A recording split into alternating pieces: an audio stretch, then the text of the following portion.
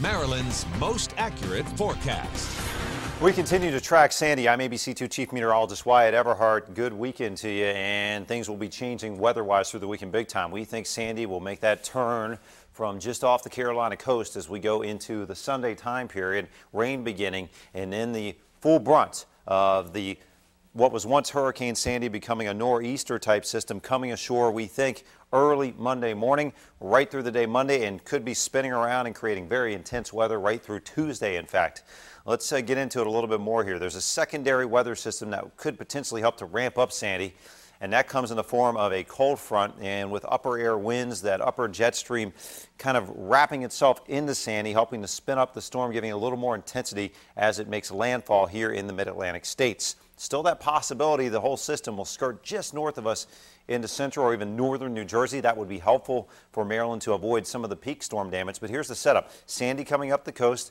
By Saturday afternoon, that front beginning to push into the west.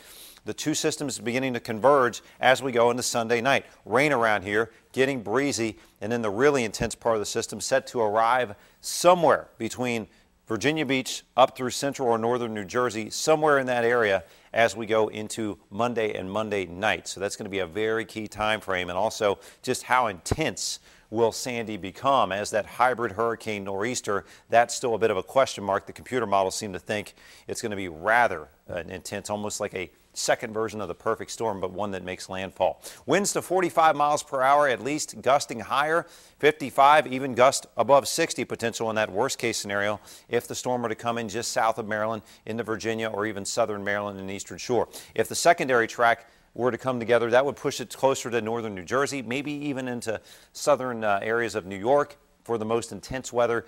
Again, just north of the system where those hard onshore winds and coastal flooding would be at peak. But still, we're going to have flooding rains around here, high wind conditions, especially along the beaches in Maryland and Delaware. No matter what track we see here, we're going to see intense wind.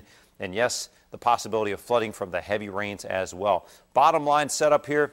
Historic storm potential, long-lived event.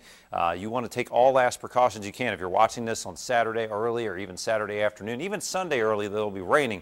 You'll have time to make those last preparations. But high winds and heavy rain coming in. A good time to download our mobile apps, ABC2 Weather or Storm Shield. Check them out at the iTunes Store. Saturday, 69, variably cloudy. Tomorrow, or rather Saturday night, is when things will begin to change down to 52.